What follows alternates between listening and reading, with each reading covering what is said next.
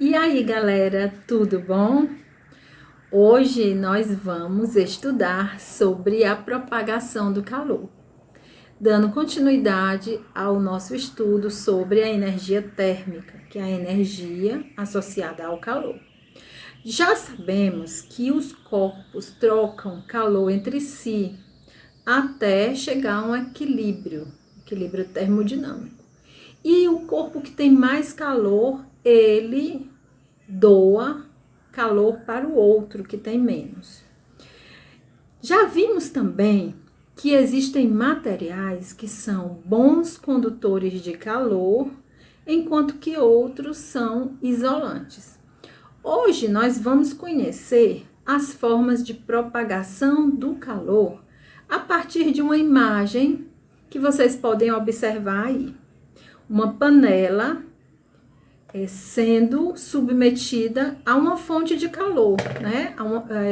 Já sabemos quais são as fontes de calor. E aí, nessa imagem, vocês podem observar uma panela em um fogão, e essa panela com água está com um material, tá? O material pode ser um alumínio, um metal, né? Normalmente um metal sobre a chama de um fogão. A chama do fogão aquece o metal do fundo da panela.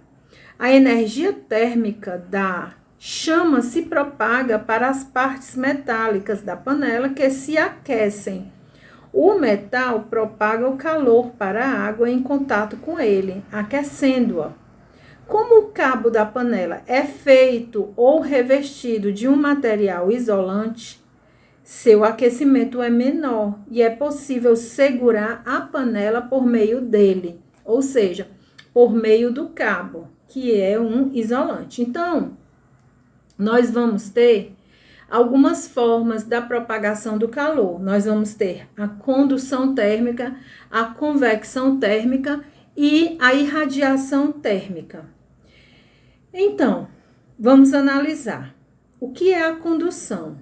Nesse exemplo apresentado, apesar de apenas o fundo da panela estar em contato com a chama, toda a panela se aquece.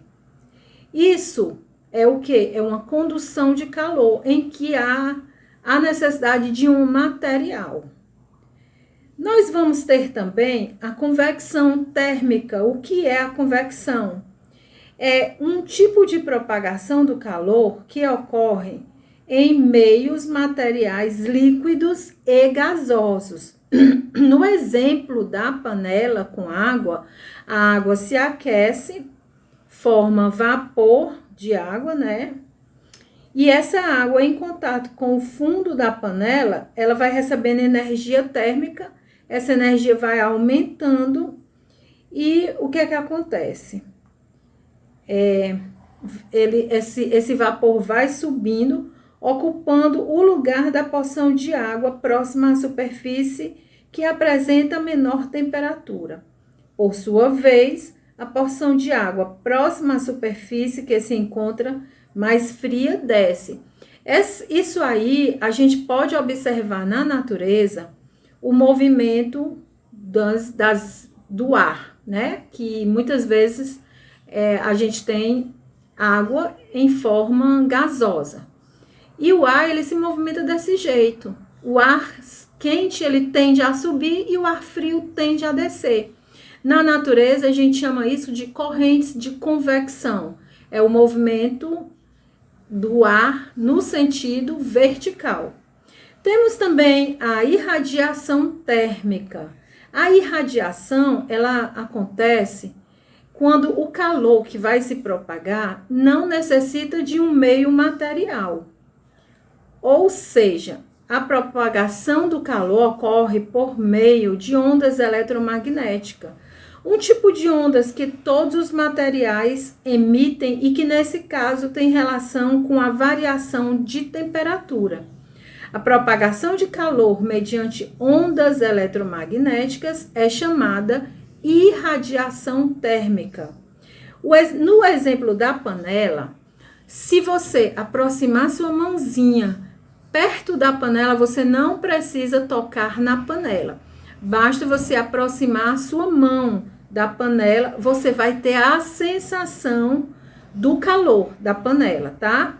E essa sensação é importante, pois a pessoa pode perceber uma superfície quente antes de tocá-la, evitando de se queimar. A energia que vem do sol e aquece a superfície terrestre é outro exemplo de propagação por irradiação. Sentimos nossa pele se aquecer sob o efeito das ondas eletromagnéticas enviadas pelo sol, que são chamadas de raios solares. Todos os seres vivos irradiam para o ambiente um tipo de onda eletromagnética chamada de radiação infravermelha. Essas ondas podem ser percebidas por alguns seres vivos, como, por exemplo, a cascavel, uma serpente que possui em sua cabeça um órgão chamado fosseta loreal, que é sensível ao calor irradiado por animais. Então, ela percebe o calor, né? A fosseta loreal é um órgão de sensibilidade térmica e aí ela consegue avançar, né? Chegar perto da sua presa. Propagação de calor e os materiais. Alguns materiais são bons condutores de calor, como nós já vimos, e outros não.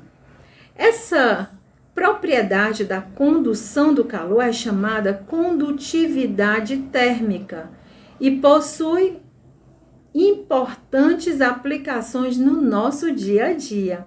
O exemplo mais comum que eu vou deixar aqui para vocês é o caso de garrafas térmicas, tá? Então, onde nós vamos ter um material com alta condutividade térmica.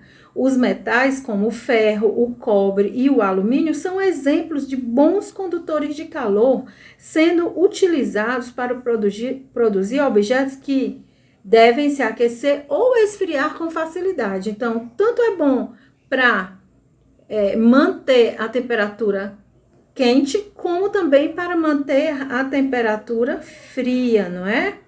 Nas paredes internas das garrafas térmicas, né, temos, então, paredes duplas e o ar entre elas é resfriado para evitar a propagação do calor. Além disso, as superfícies internas das paredes são espelhadas e evitam a irradiação de calor, pois refletem ondas eletromagnéticas. Os materiais que revestem a garrafa, que compõem sua estrutura, também costumam ser maus condutores e, portanto, evitam a condução do calor, a condução do calor, né? A propagação do calor por condução. Então, galera, ficamos por aqui, tá certo? Vocês vão fazer a atividade da página 55. Fiquem em paz, cuidem-se, tá certo?